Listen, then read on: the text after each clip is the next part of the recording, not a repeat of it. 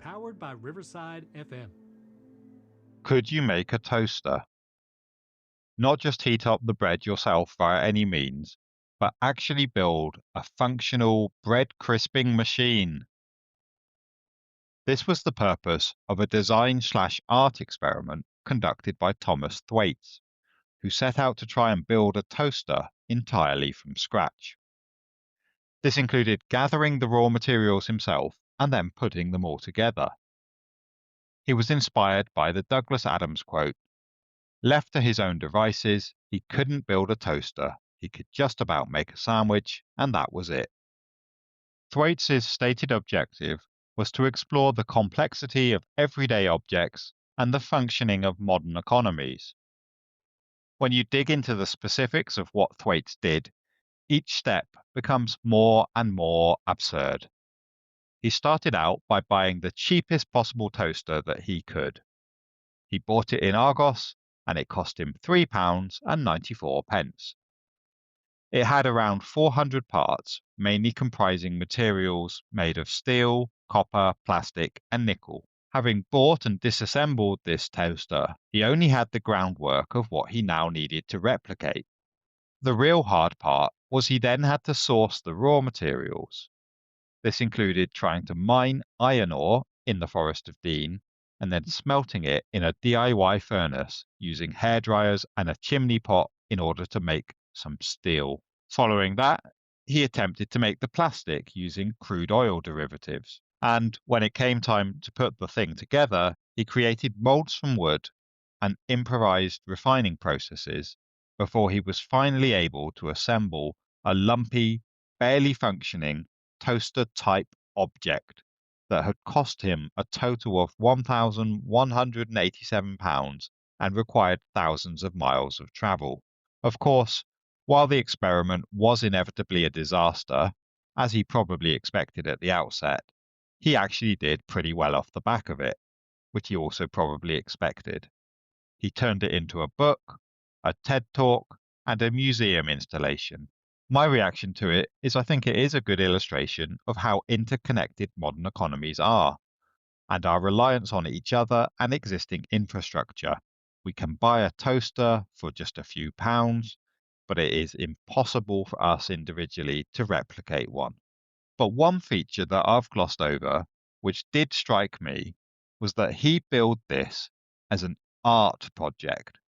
Sure, he might be using the term widely and thinking about this as conceptual art, but it just doesn't strike me as that. Which then takes us to the age-old question of what is art? Everyone has their own view. I tend to think of art in the narrow sense of individual images, and that other forms of art, such as music or performance, should instead get labeled under their own categories. Thus, when it comes to visual art itself, I would consider it art if it meets two of three criteria. And those criteria are: it's aesthetically pleasing to look at, it involved great skill to make, and it says something about humans or our world. If the image in question only meets one of those criteria, it doesn't constitute art. For example, I find wallpaper quite aesthetically pleasing to look at, but I wouldn't class it as art.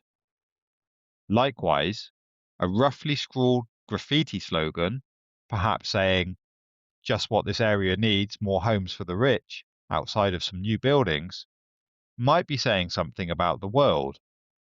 But if it has been roughly scrawled on a wall, it isn't aesthetically pleasing to look at, and it probably didn't require great skill to make. So not art as such. However, if something meets two of these criteria, such as it involves skill to make and it's pleasant to look at, I think I'd class it as art even if it doesn't have anything in particular to say. Equally, if it does have something to say and it involved great skill, but I don't enjoy it as an image, I would still be prepared to accept it as art. Some of the grotesque paintings or paintings of war might be classed as such. Likewise, if I think about my own abilities, I have produced a small number, just a few images, which were pleasant to look at, and in some cases they've been attempting to say something, and that's sufficient. They are art. Even though they clearly lack the middle criteria in their absence of great skill, or indeed any skill at all. Returning then to the toaster project, it doesn't really satisfy the first two criteria of being aesthetically pleasing or indeed skillful. Yes, it involved a lot of effort, but it wasn't particularly skillful. So, not art. What could he have done instead, which would have satisfied me it was art? Well, how about just a visual image?